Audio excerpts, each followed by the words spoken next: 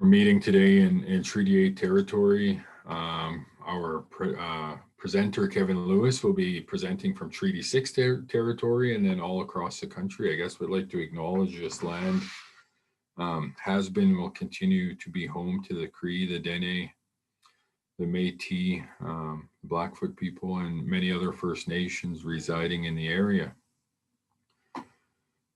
We'd like to acknowledge the traditional knowledge holders who are with us today and those who have gone before us. It is, I think, just important to acknowledge that we share the land, this land that provides all for us, gives us everything we need, and we share that with many beings, those two-legged, those four-legged, those swimming and crawling things, those plant beings and rock people. Right?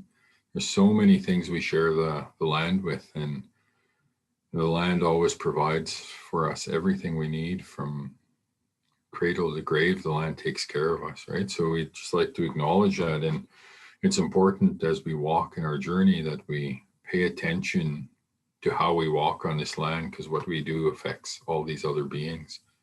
And it is a privilege and an honor to live, learn, work, play, and grow on Treaty 8 territory.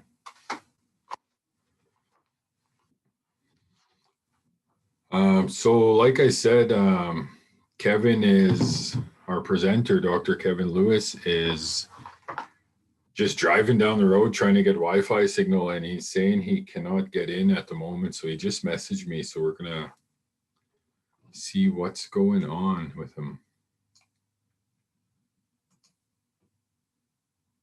Wendy, can you send me a link that I can message him on social media?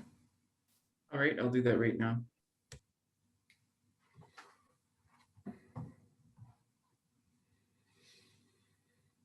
Yeah, so Dr. Kevin Lewis messaged me here a few minutes ago, and he goes, "Oh no, I'm going to be late. Our power's out." And so I guess he jumped in the vehicle to head down the road to where there's cell service so he could be with us today. So we're pretty grateful for the attempts he's making to see this through. For those of you who have who this will be your first session with Dr. Kevin Lewis, he's an amazing man, a storyteller, knowledge keeper, and he's provided us with some awesome teachings and storytelling sessions throughout this winter and now into the spring and summer.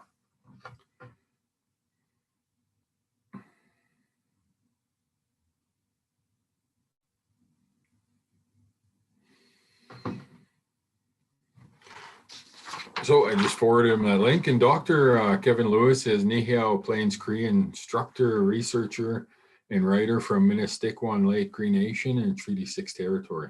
Dr. Lewis has worked with community schools in promoting land and language-based education. He's the founder of the grassroots ohkâwîmâw culture camps.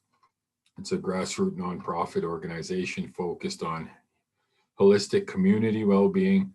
And he's also co-developer of land-based Cree immersion school, ohkâwîmâw Miigwapa. So that's a little bit about Dr. Kevin Lewis. And he pretty much travels throughout our area here, sharing teachings.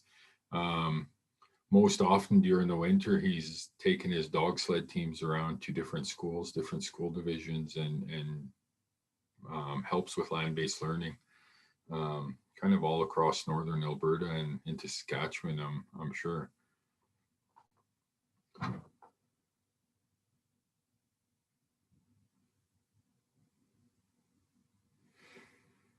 So I guess when we did this, planned this up, we thought we'd plan for the day after Indigenous Peoples Day, because people across the country are celebrating. And when we planned this with Kevin, he suggested a Mother Earth topic because it's so important that we consider her and learn in proper ways to walk, to acknowledge, and to understand our connection to Mother Earth. And right on time, Kevin Lewis is saving me here from he just got in, so we just admitted him. He should be popping up any second here. I was just gonna help you by gonna ask you. You should tell them about your moose hide Oh yeah, we land-based had learning he did. Went to Kevin's camp.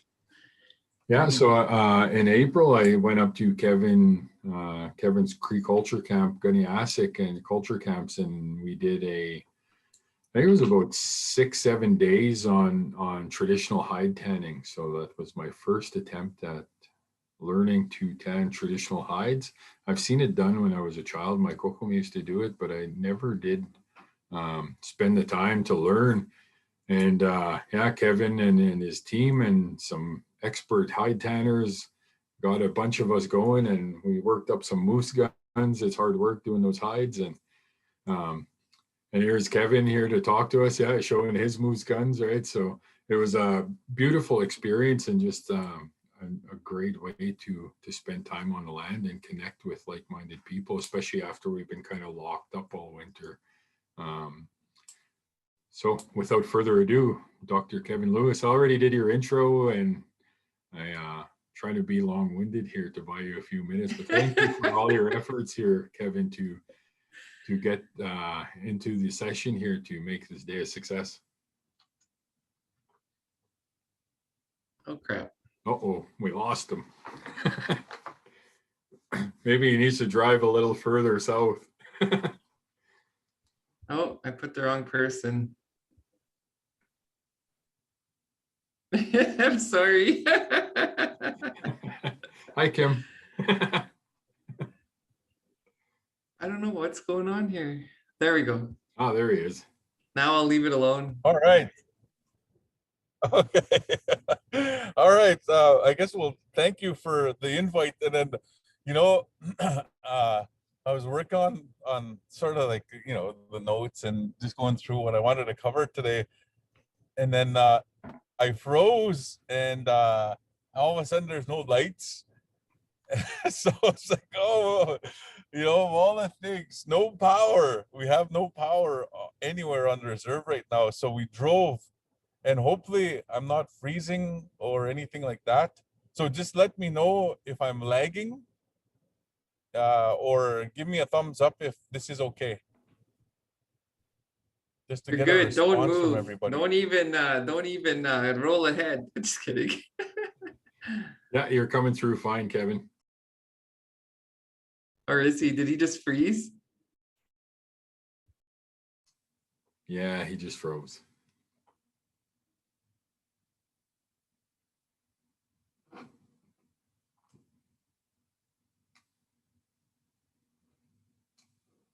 It's just a lesson in patience for all of us.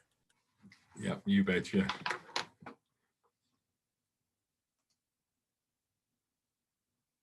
And yeah, when I was up in that area, the cell service sometimes was quite spotty. So I know the efforts he's making right now to All right. Get out. Yeah, doing good again. Can you hear me now? Okay. Yes, we can hear you. Okay. I don't like. I'm kind of. I'm just south of Pierceland, and we're going to. I'll go into the presentation right now. So I'm not using any broadband or anything like that. So we're about. We had to drive about half an hour, 20 minutes north to get this service, and what we'll do is these are the things I wanted to cover. So mâmawi, ohkâwîmâw, Mother Earth is Mother Earth is. Oh, I see who's stealing my broadband here. It's like I can't. You're cutting into the broadband here. That might fix it. I'm not sure if it will or not. But she's gonna come in here. She's my driver, so I kind of. Okay, so anyway, mâmawi, ohkâwîmâw is the topic, and you know, we covered really amazing topics, and we covered like these crazy amazing topics, and these are. I wanted to focus this one around as long as the sun shines, the grass grows, and the rivers flow. I think that's we owe it to ourselves right now. And then yesterday was Indigenous Peoples Day. So happy Indigenous Peoples Day to everybody. And and I'm gonna say this, every day is Indigenous Peoples Day, especially in our country, in our territory, our territories, we should say. And I think when we touch on these topics, we're covering things like waguhtun, which is the word that we have for Cree for kinship. All right. So, and I'll give you an example.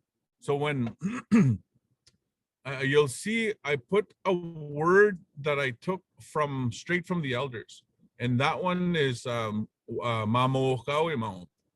And you'll hear gigawino ski. You'll hear that version as well. But ohkâwîmâw is the one that I heard right in ceremony, right from the pipe carriers, and right from the lodge carriers, and and the old man that had taught us too. He had used, and he always approached or said thanks to ohkâwîmâw, and usually, and this is sort of like the sandwich, we'll say, of our creation story. He would say, "Oh, ohkâwîmâw," and then that's the creator giving thanks to the creator. Ksimantu, sometimes you would hear Ksimantu. Oh, ibnanashkumaya Ksimantu anutsumga kutagisigaw. Kutagisigaw gawapahtuyak, right? Another day for us to see each other. And then he would move straight down to underneath him where he was sitting usually. And he would say, "How ohkâwîmâw, how gistay nanaskum tananotsum magotagisigaw," you know, and then he would start talking and praying to so it's the creator and then Mother Earth. So mâmawi, that's what I always heard at the beginning. And that's what I wanted to talk about today and start out there. Now, people will say, well, what about the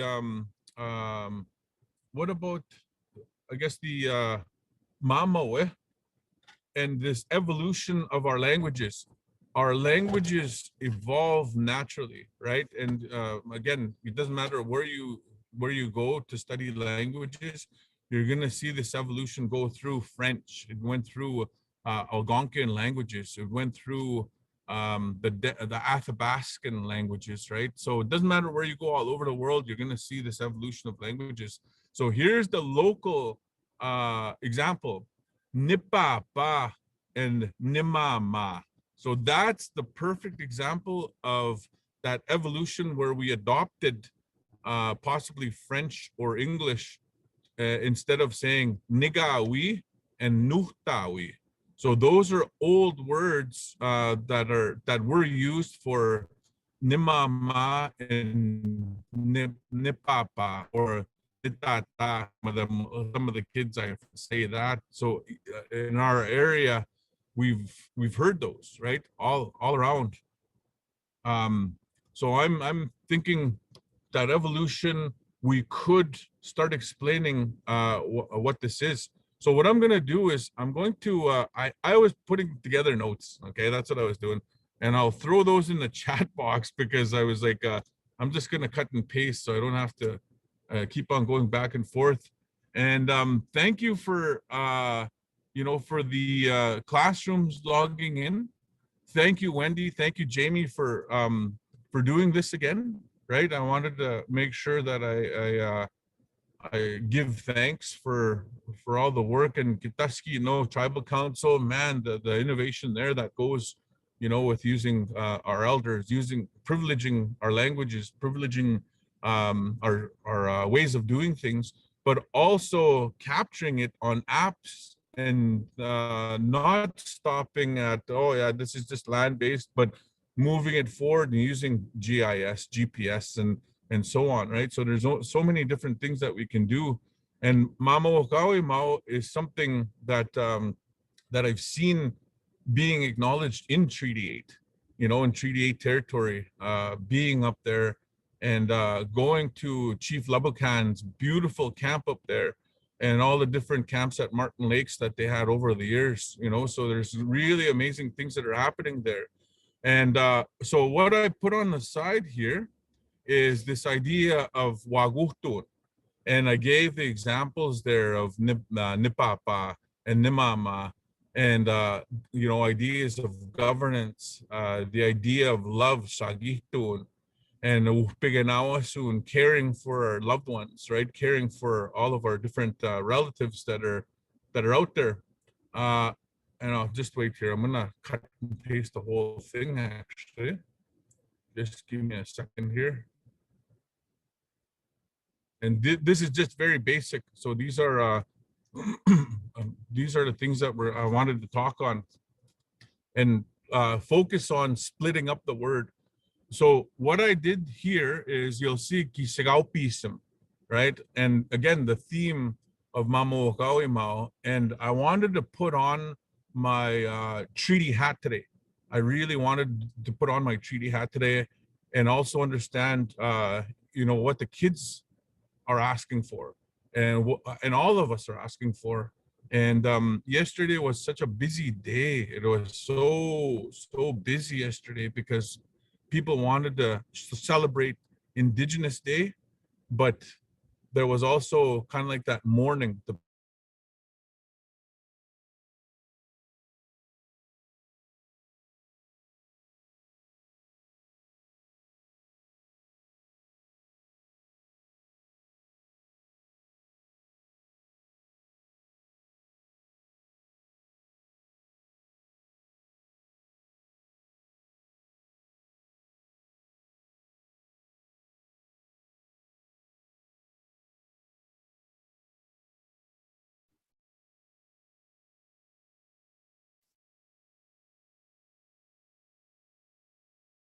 Maybe Kevin will turn off his video when he comes back on, just so it helps with his bandwidth. And it might help if everyone else turns off their videos.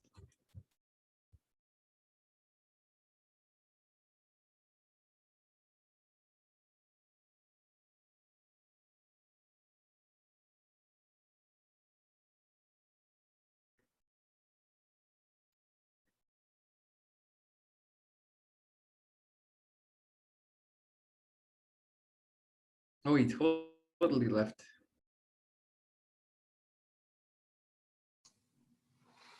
Oh, I'm sure he'll be back shortly.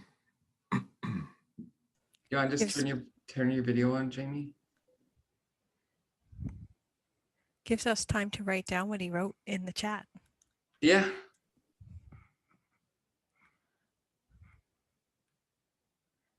It's definitely the fun part of technology. And that we just can't control everything, no matter how much we try sometimes. Things happen and you just gotta go with the flow. Yeah, that's right. Do our best, right? Teaches us to be humble, I think. You betcha. Which, I know sometimes I can use that reminder. So you never finished telling everyone about what you did with your students yesterday. We got to the part where you went and learned how to do the hides, but. Yeah, exactly. So I got the teaching from Kevin Lewis's ohkâwîmâw culture camp. And then yesterday at Prairie River Junior High in High Prairie, we planned Indigenous Peoples Day. But what I did was I got my uncle out and he brought his rack and a moose hide we soaked. So students learned how to tie the moose hide to the frame, and then they started fleshing it, which was pretty cool to see. We probably put about 70 to 80 students through that experience. And earlier that morning, my uncle asked me, he said, do you have Vicks for the kids to put under their noses so it kind of hides the smell of that moose hide? And I said, well, I'll bring some, but I was wondering, like, is that hide that bad? Because it was pretty hot this weekend when it was soaking. And he goes, just if they need it. And we got there, and actually the hide didn't smell too bad at all. And I only had 2 students, which were girls, that kind of complained, oh, I don't want to do it, it stinks, right? But other than that, we had probably about like I said, 78 students get on that moose hide and participate in the fleshing of that hide. So that was just a beginning experience of moose hide tanning for that school. And what they're going to do now, I guess, probably next fall is we'll look at getting some more hides, and then they'll do the next step of taking the hair off. And then eventually, hopefully throughout the year, we'll put them through the steps of making their completing a hide right to the brain tan smoked stage. So that's kind of the long-term goals of that. But that was just one of the sessions we did. I also had an elder doing a land-based learning medicine walk, and we had a couple knowledge keepers come in and do traditional meal cooked over a fire, as well as students were beading with looms. They were doing some Métis mini sash finger weaving, Métis dot art. So it was kind of a cool experience yesterday. Who taught the Métis dot art?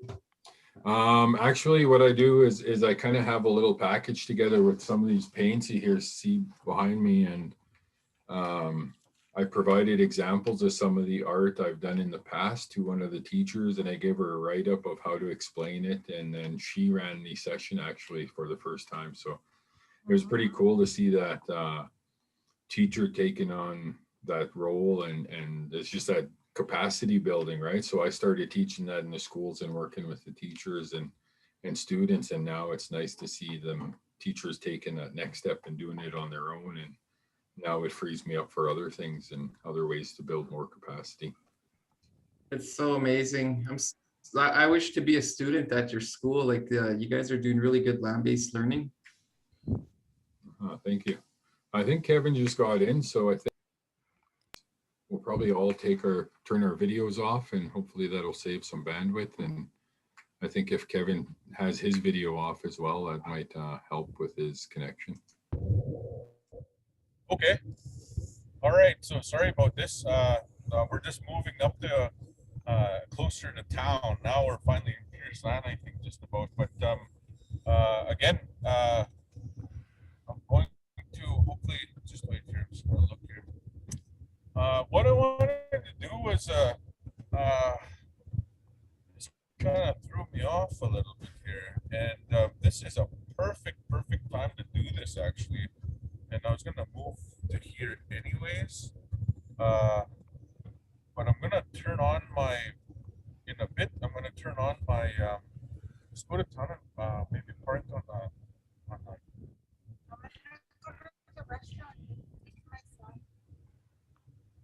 okay, so, all right, we're getting better here. Okay. All right, good, okay. Now, I did the full day yesterday with a whole bunch of students in Saskatoon, and I was zoomed in, and what I noticed was I was asking them a simple question, and this is perfect timing because, like, you know how sometimes the internet doesn't work, sometimes, you know, it's up and down, you just never know, and then especially today we didn't have any power at all, so I was like, what the heck, you know, I was sitting in the dark. But what I wanted to do was that there's this cool little activities that I showed everybody yesterday, and I think we could normalize these simple techniques that I didn't know about until I took this mental health first aid. And it was through a beautiful young lady named Day. Do you remember her last name? Day? But what I'll do is I'll give you the information, but I recommend this. And it's a simple thing of breathing techniques. So let's say high stress level, I could be totally stressing right now. And I was stressing, I'll tell you, I was stressed. And then I thought, okay, well, let's try this. Let's put this into practice. And this is all about wâsakâyâsiw. This is all about the things that will get us through these tough times. And my discussion with those students all day yesterday and teachers was this idea of, like, you should have saw the hesitation of people coming up to me and physically, like, you know, wanted to shake hands, but what was that normal? What was that new normal? People were like kind of hesitant, and they're like, okay, what do we do here? Are we gonna shake hands? Are we gonna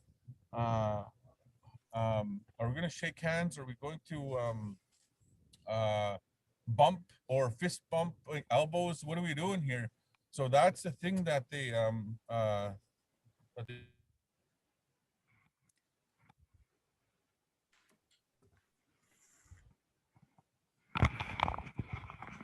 so Like now, this way? sure. So now what had happened there was because this happened throughout the day, the anxiety was very high.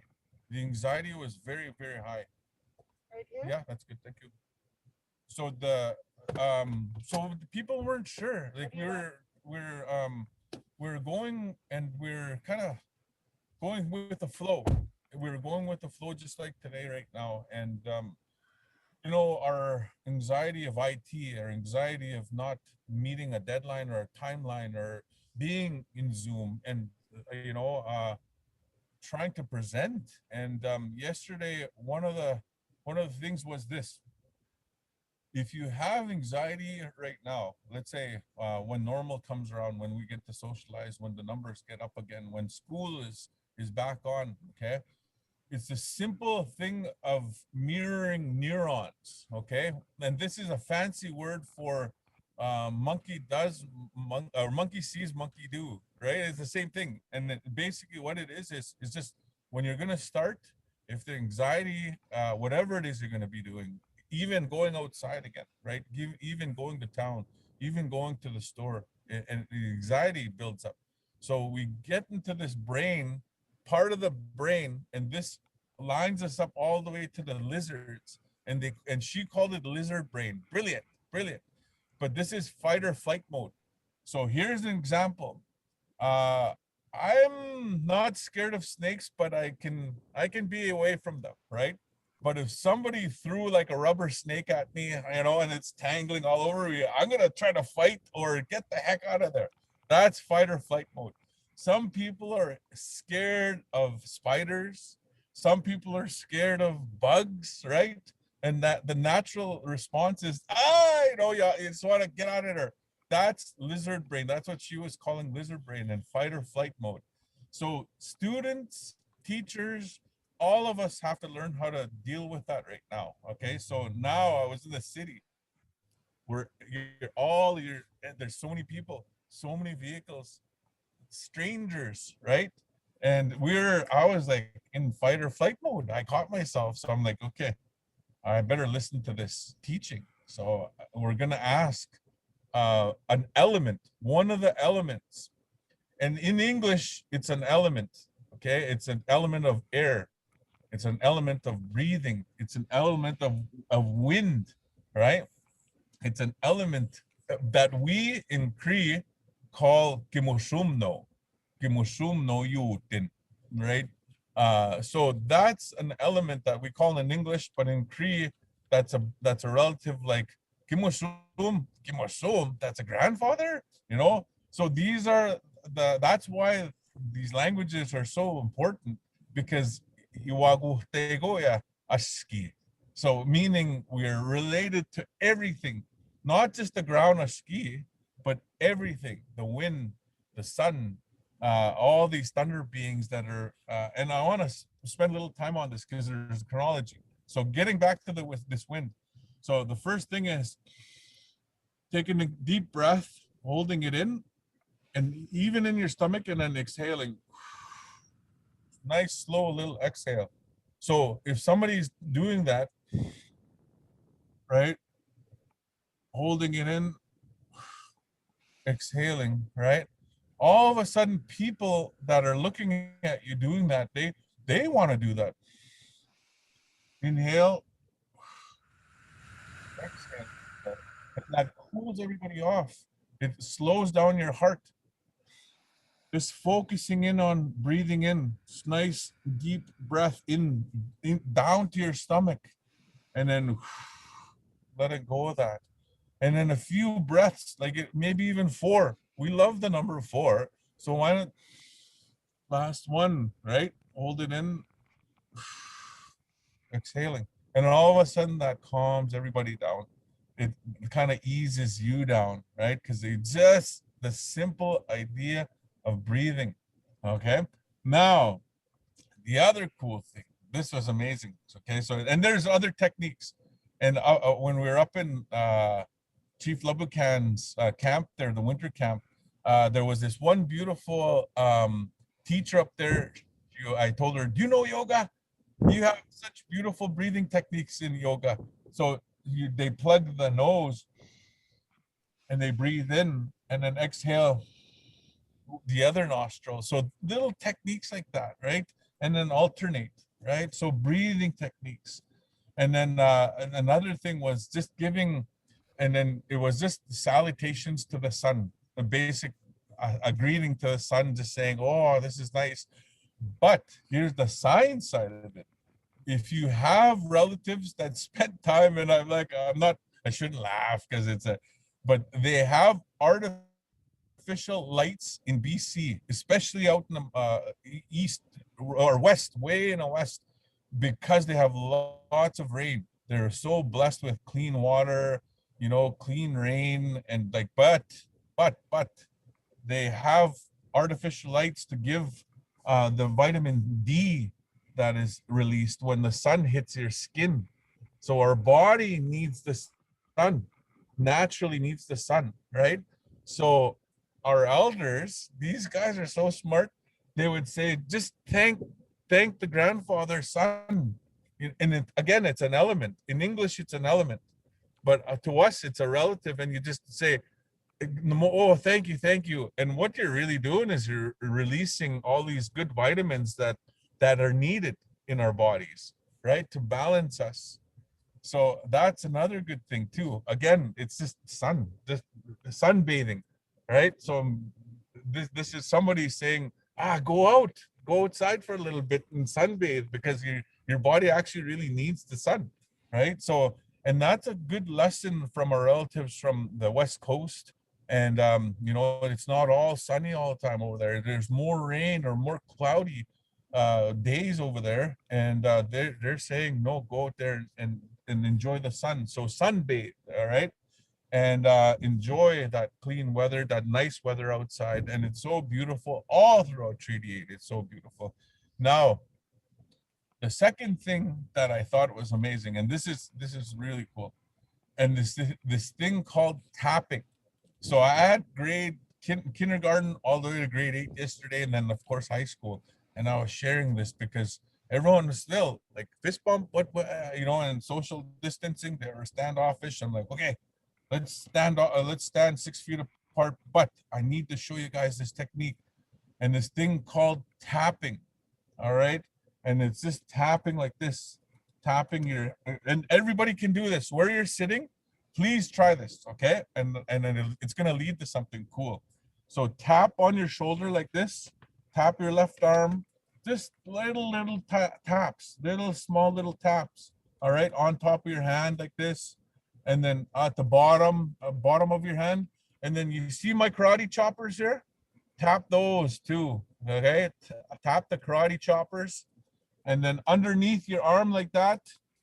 All right, and for Jamie, it's underneath the moose guns. All right, underneath like that, tap, and then go the other side now with the right hand like this, up your arm, on your shoulder, just tap.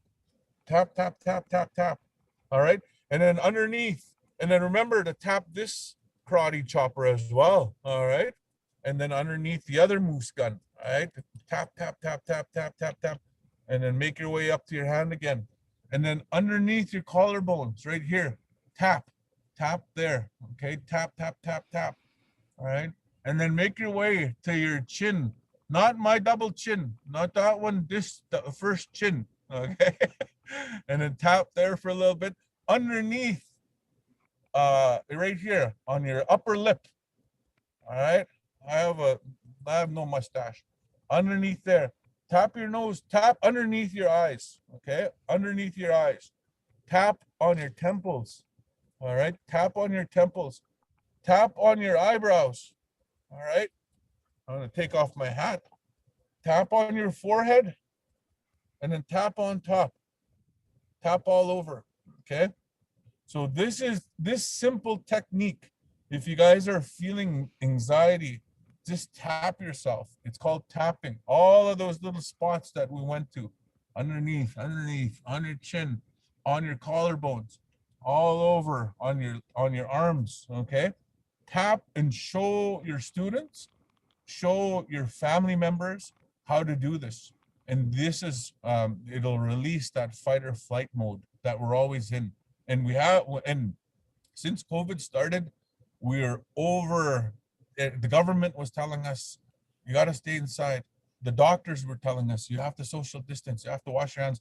Listen to them, right? Listen to them.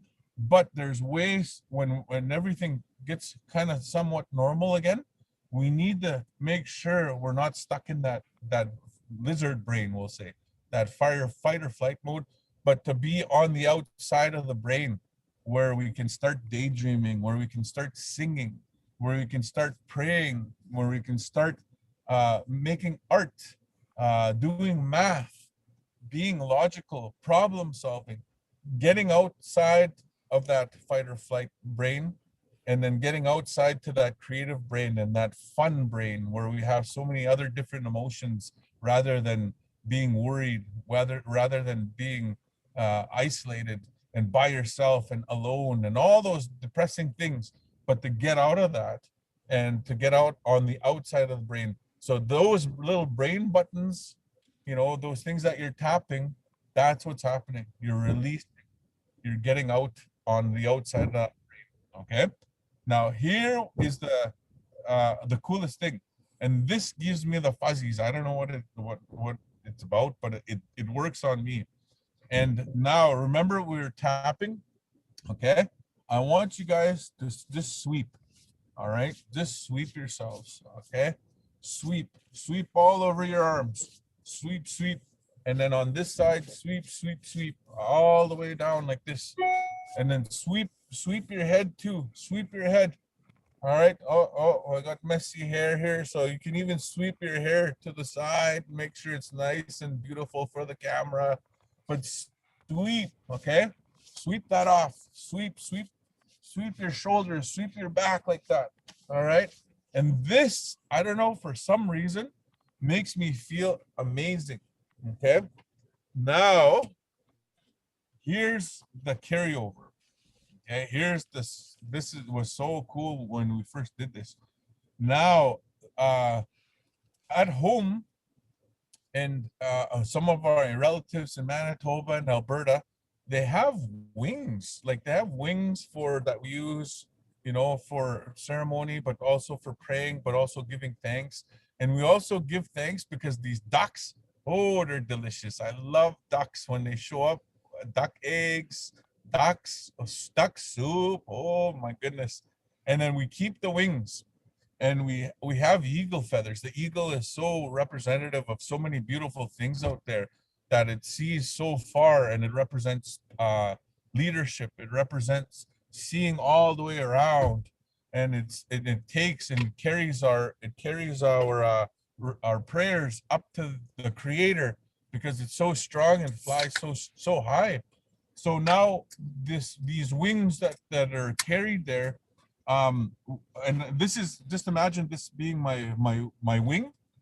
What I saw the old people, and they never took this training, the elders, they never took this training, but what they did was they were tapping like this, and they were sweeping with those wings, and that's what they were doing, you know, and they were cleaning themselves, or they would clean their relatives, or those ones that were either sick or worried or anything, right? And they were just sweeping, and they would tap with those wings. It's so cool, because I saw that at the training there, but I saw that with the elders there.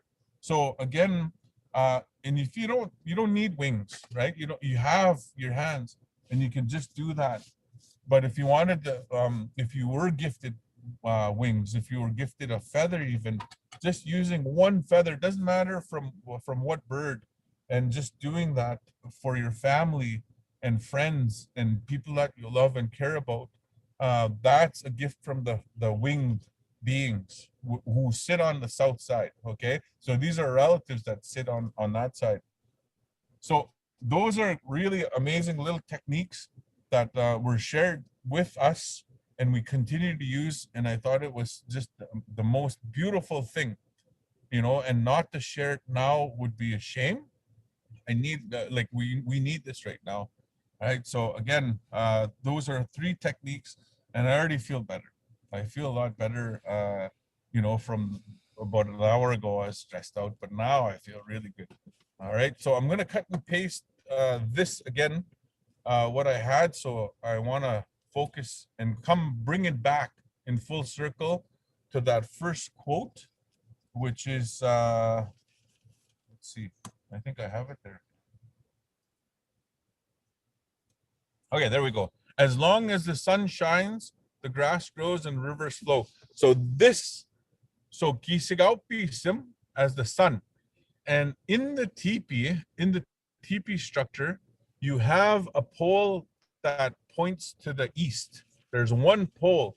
And I love using the West Coast because we have so many beautiful nations over there, but they have beautiful totems. They carve these totem poles. And then us, we stand them up, but we move our lodges all over the place, right? To the berry picking grounds, to the duck hunting grounds, speaking of ducks, to the moose tanning zone, or the the berry picking. So we move these poles all over the place. They were more stationary. They had like ocean view, or you're not gonna move from ocean view, but us, we had to move to where the fish were moving, or where the berries were just about to be picked. So we moved our lodges, but we stood those upasweg at those certain points in that lodge. Okay, so in that teepee lodge, one pole that sits on this side represents that sunshine. It represents that one that cares about us. It represents that that grandfather, the sun, the one that's shining on my karate chop right here, right now. And that's the one that it represents. So this is really a treaty talk, right? I want to show you how cool this is. So that's, ladies and gentlemen, that's our grandfather. That's a relative of ours. Isn't that cool? If I knew, I was like, I'm related to the sun, I would be feeling like a superhero, right? And so again, that's our superpower, is like, hey, we're related to the sun. So second thing is this mamoga, or what is it? The grass grows, ohkâwîmâw. Okay, so I split it up in here. Hi, Corylin speaking. And you know how you split these words up? It's a word called morphology. Like, where you split them up, you're breaking these words apart. So mâmawi means all together. It's big. It's all together, all as one, unifying. It's a unifying word. So we can say mamawapun. It means a meeting. It's a place of meeting. So mâmawi is mother of absolutely everything, including the wind, all these different elements that we have. That's the mother of all of those things, and all the bugs, all the tiny little bugs, everything that grows. And the part of our creation story, and again, this is not taking away from all those knowledge and lodge holders, those pipe carriers. That this is just like an intro to sort of like that beautiful side of our history. So at the beginning of time, part of our creation, Mama ohkâwîmâw came into this teepee, this law lodge, and she said, I'll take care of 2 things. One thing, I'll raise plants. I'll raise the plant that they'll stand on my body. It'll grow. Some of it'll be my hair. Some of it'll be parts of my body, but it'll grow. Some of it'll be my blanket, right? Some of it right now. And I thought this was one of the coolest prayers. My uncle said, "You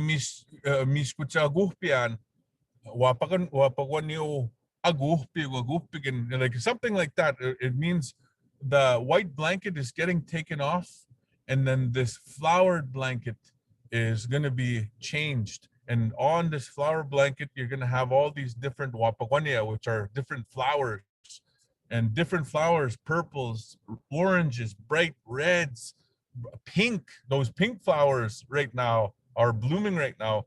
And you can go take them and you can Google Uginiak rose hip berry jam. Okay, rose hip berry jam, rose hip petal berry jam. Both of them are good. So you can take those, and that's that flower blanket of Mother Earth right now. You know, she switched that blanket into this green, luscious, beautiful, full of berries, full of flowers, full of medicines, full of trees, full of willows. So that's when she said, one of those things I'm gonna that's the one that I'm gonna take care of, and that'll be my responsibility. And then the other thing I'm gonna be responsible for is soon. So this deals with us, part of it. The two-leggeds, when we raise our children, you know, she is gonna help us raise those children. So we have to walk. We have to teach those children of ours, this is a good berry. Maybe leave this berry for now. Let's go over there and let's go pick that medicine, or let's go pick that sweetgrass over there. Oh, this is a really good smudge, or wikis, or skimichun, or wâsakâyâsiw is what you call it up north, and that's rat root. That's so good right now, right? And I know it's plentiful up there. And then there's this beautiful hint to everybody, all my relatives up in northern Alberta. We love this diamond willow fungus that grows up there. I love it, right? And we use lots of it. And so we're gonna have to have some swapping done here right away.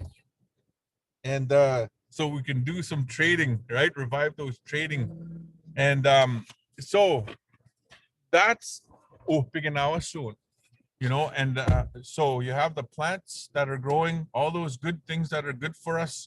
If you have a cold, well, you're gonna have rat root. If you have, you know, if you have trouble sleeping, maybe muskeg tea or laboom, somebody had called it. I can't even remember which company, which reserve that was, but they called it laboom.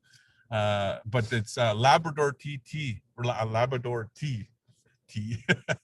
But mint tea, right? All of these beautiful medicines that we have up there. And then soon is us using that ancestral, you know, their intelligence to say, okay, well, let's go to this clean place and we're gonna go get some of those medicines, some of those teas for tapan or for kugum. And there's nothing evil about that, but it's the beauty of walking and not destroying, right? Walking through this life and borrowing that time from our grandchildren, our great grandchildren. So ohkâwîmâw does uhpigun and uhpiganawasun, right? So it's a very amazing way. And then the coolest thing is I got this book called Indigenomics, and Carol Hinton, I think, is the lady's name. And but we're starting to be listened to. We're going to be teaching differently. You know, there's different economic ways of doing better, which invests in our youth, which invests in our communities. And it's to build, you know, and not just a, you know, here's what she, and you know, my version of it. Yes, you can make money because you have to, you know, you have to buy food. You can grow food, of course, but it's sustainable hunting. It's really hard to do and manage. Okay. So we need an alternative, right?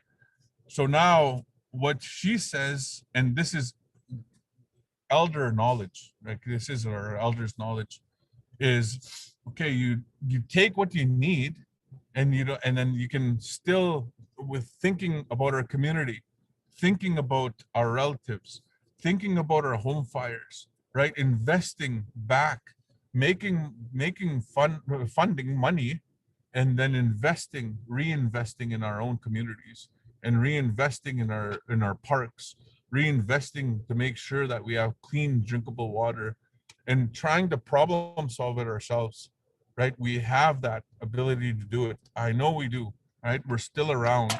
And National Indigenous Day, I'd love to still talk about economics. I still love talking about the idea of possibly getting funding, but to reinvest it, just like you would do a garden, you know, grabbing whatever it is that you're going to eat and then making sure and planting and taking care and singing and praying over those gardens.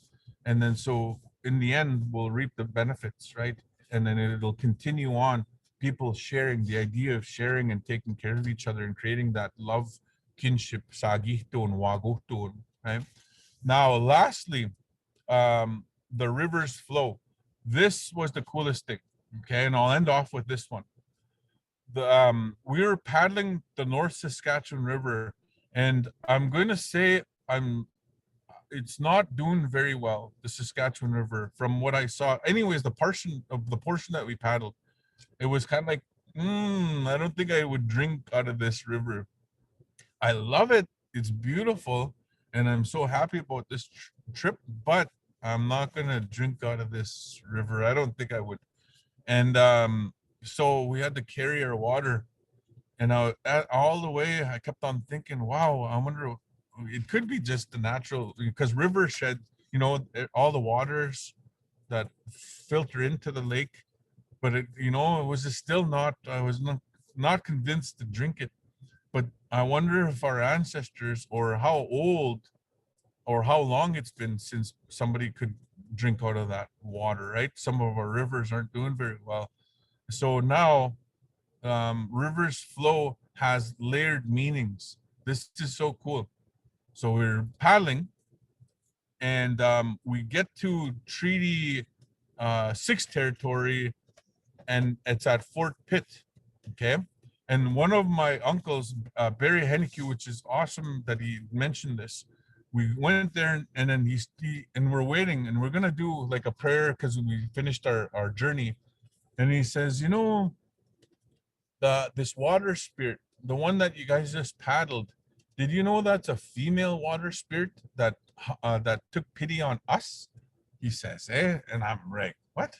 Right? This is the first time I've heard something like this said.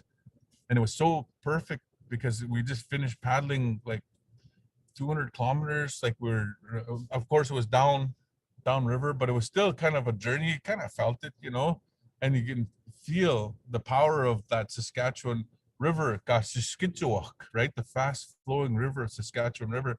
And there are rapids down the Saskatchewan River, and it's a beautiful, beautiful river.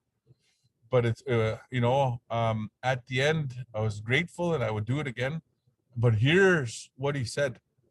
When the flood became, as it was flowing, a lot of our relatives were stuck on these islands, and there was not that much food there, and they weren't doing very well, and they were stuck on little islands, and because it was flooding, and it was slowly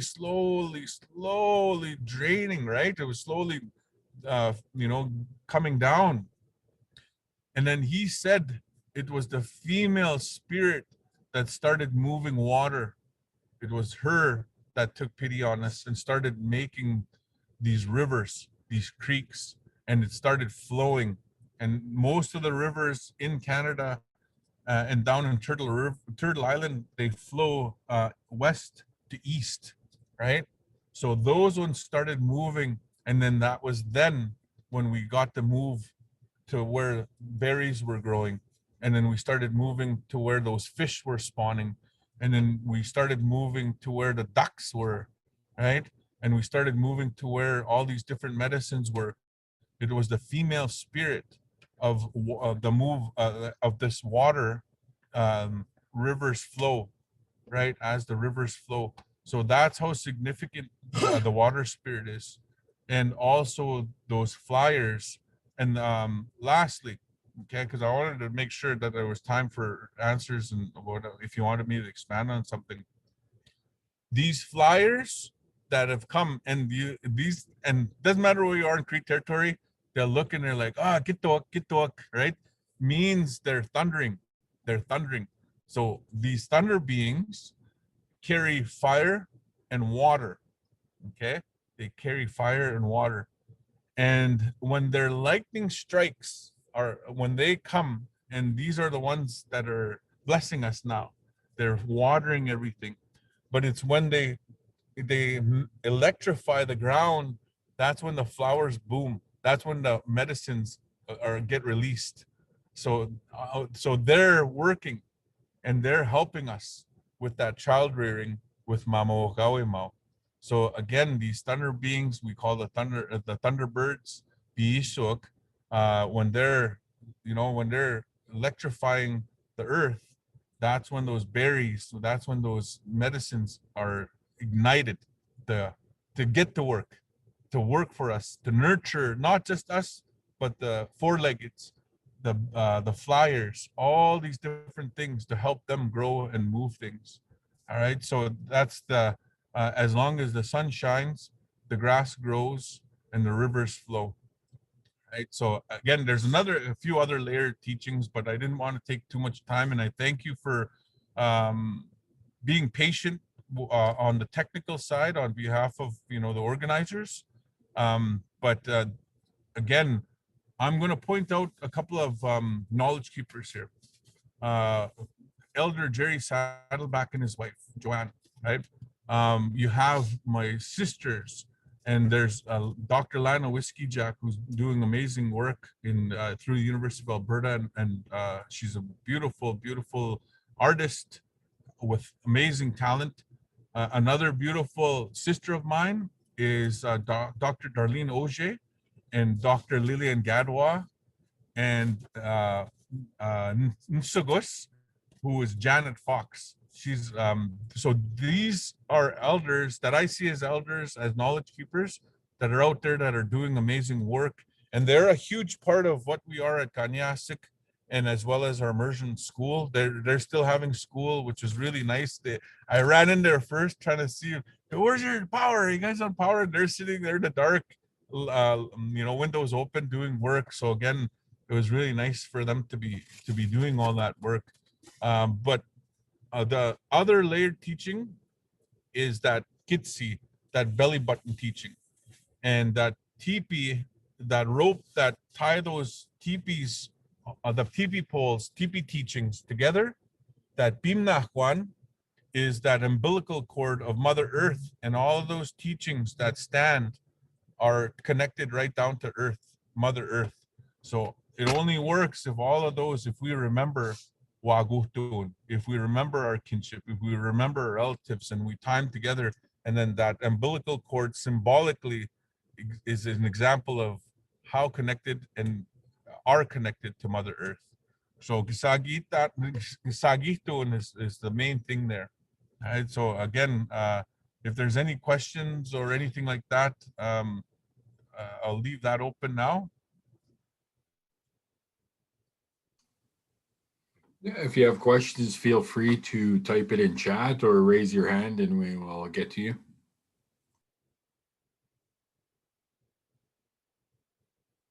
I see some familiar faces in here. Tanya, that's it. Hopefully she's ready to be paddling here pretty soon. Maybe she's working on her canoe guns. And then Wendy, thank you for organizing, and Jamie for it's for the invitation. But we've got songs, we've got all of these different things that are available for us, and we just hopefully this is an inspiration talk for you to go outside, right? You see Wendy's background there to go outside and to be to go out and just enjoy it, breathe in that clean air of northern Alberta. Like there's such beautiful lands up there. So I think it'd be a shame just to be stuck inside during the summer. Get out there and enjoy it, open that window, make sure there's some sunshine that beams in. One question here, Kevin, Lynn by Lynn Petluck, is the moon grandmother? Yeah, there's a couple of stories. Yes, she is, I'll say. But then there's also another story where there's a grandmother that lives with Tsakapis, which is a relative of ours, the Bo guy. And when she does her work, that's when she lights it up, when she lights up that moon. So there's a couple of different stories there. But they're all beautiful stories and how we're connected. And there's also another story where the moon is the sister of the sun. So those there, and sometimes they see each other in the sky. You'll see them, and they'll look at each other and keep each other company for a little while. But then the moon, the grandmother moon, keeps our kids and us safe at night, and then during the day, it's the sun that keeps us safe during the day, so we can work and do what we need to do that day during the day.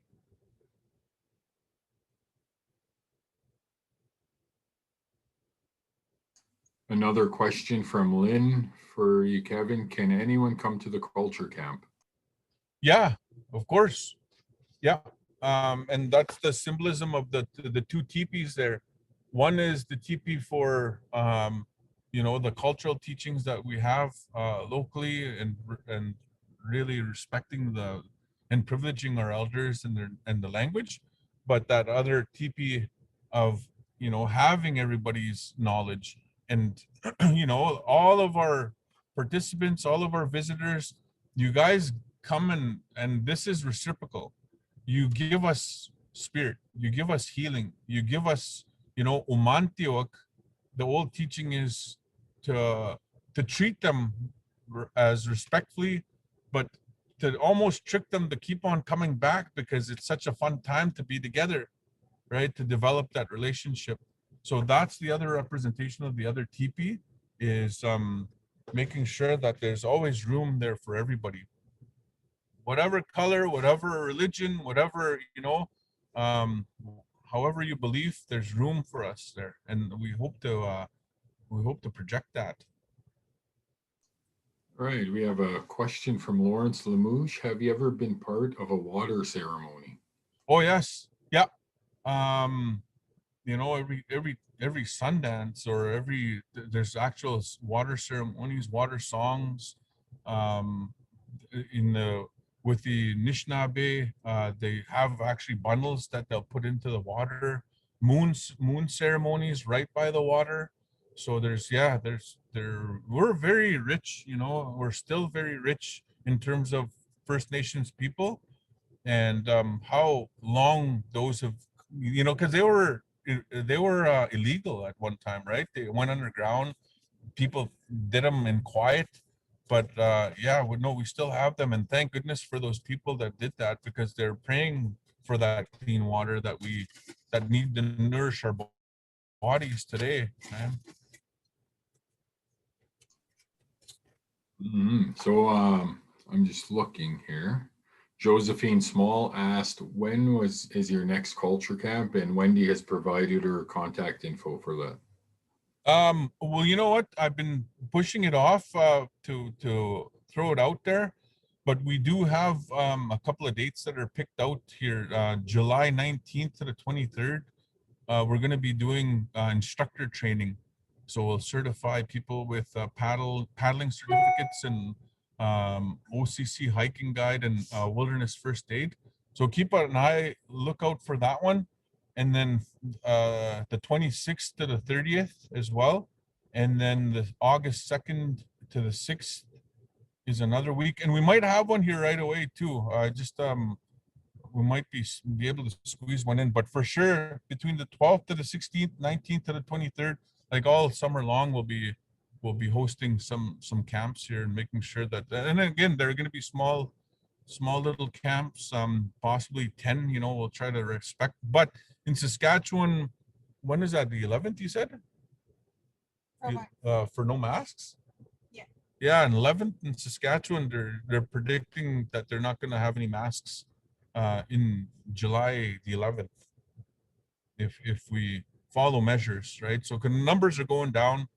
and everyone's vaccinated at the camp, and we want to make sure that everybody feels safe there, of course.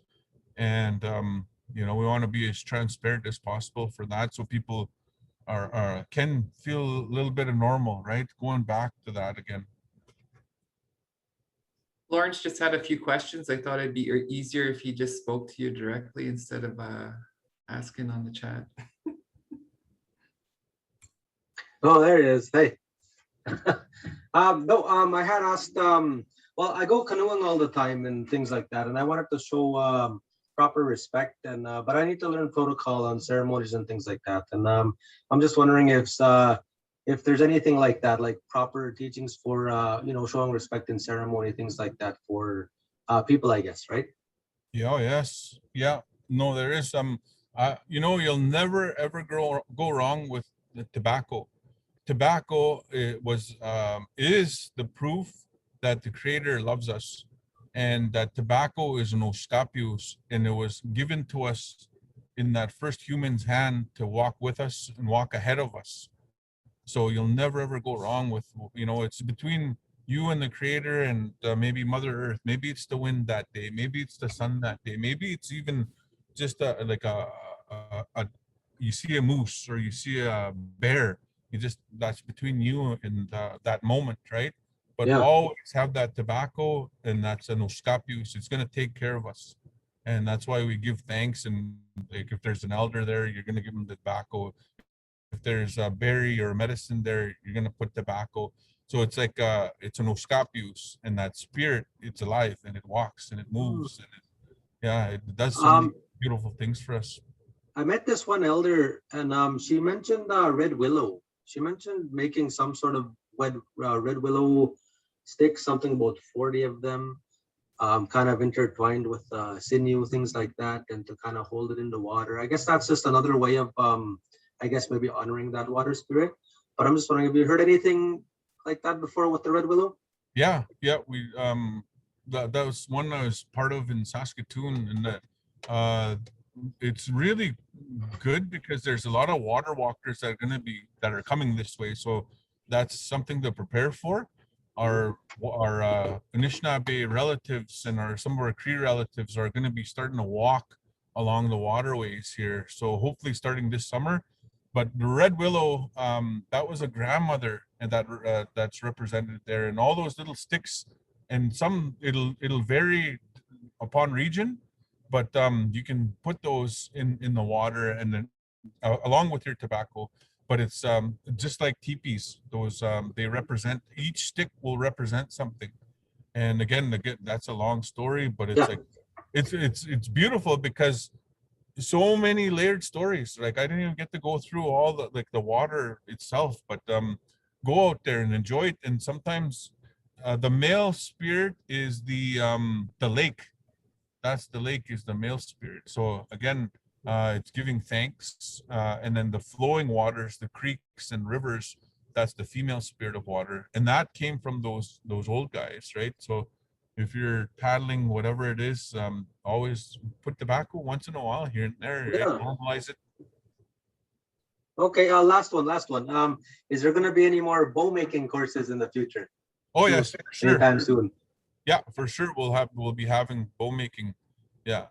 And awesome. Then we'll set out and then we're gonna see about making it more affordable, because it's kind of like there's traditional bow making, and it's expensive because there's a lot of work and elbow grease and everything else like that. But I'm trying to find ways to see how we can make it more affordable for our people, for our wallets, right? We don't want it to make it too over expensive, you know, because it's part of our culture, and like, you know, we should be passing that on. So I think we'll be doing that pretty soon here.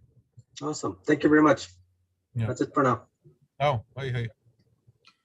Okay, Kevin, we had a question from Lucille Lebrecht, and she asked if you can speak to ribbon trees. So she accidentally found the site and was scared to go in. So I think she found wâsakâyâsiw tied to the trees. You know, those wâsakâyâsiw, don't be afraid of them. What that is should tell you is that's a clean spot. It's a clean place, and so clean that people would go put their prayers right there, right? So again, those Vipanasana, they're like, you know, that's marking some place that's clean, that's sacred, and a place that you could even go pray, you know, a place that you can probably just go sit there, you know. So again, yeah, the fear was like just the unknown, right? It's like, what is this for? There's something wrong here, what's going on? But just to recognize them, no, it's just, you know, if just like how you would act in church or how you would act in mosque or some sacred area, you would respect it. So it's the same thing. It's a very clean place to enjoy. Thank you.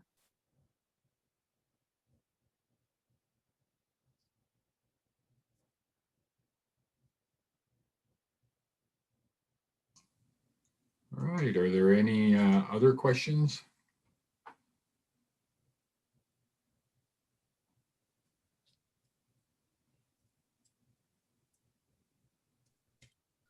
Kevin. Yeah.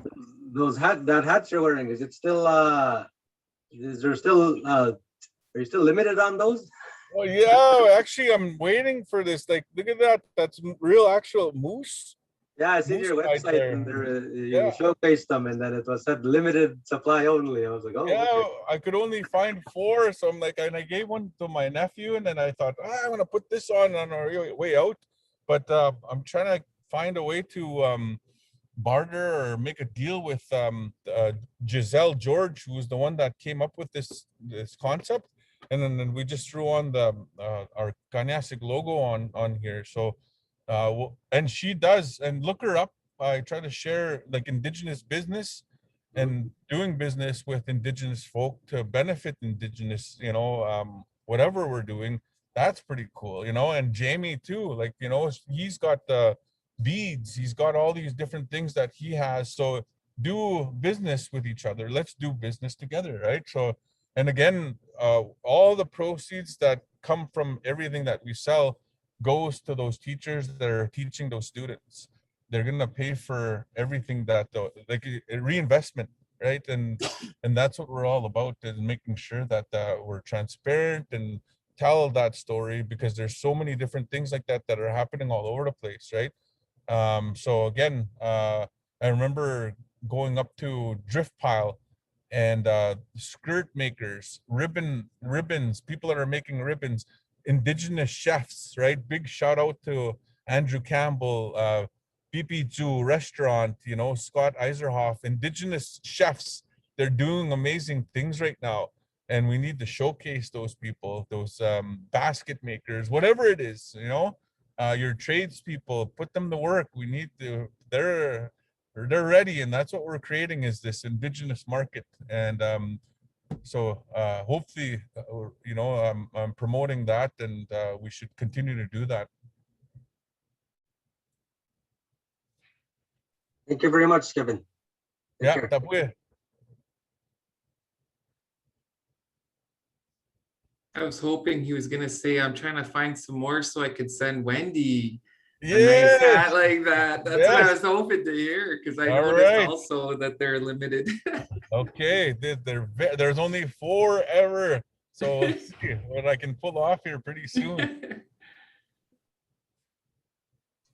Yeah, and as always in the comments, Kevin, lots of thank yous, highs, lots of appreciation for you sharing the teachings and knowledge.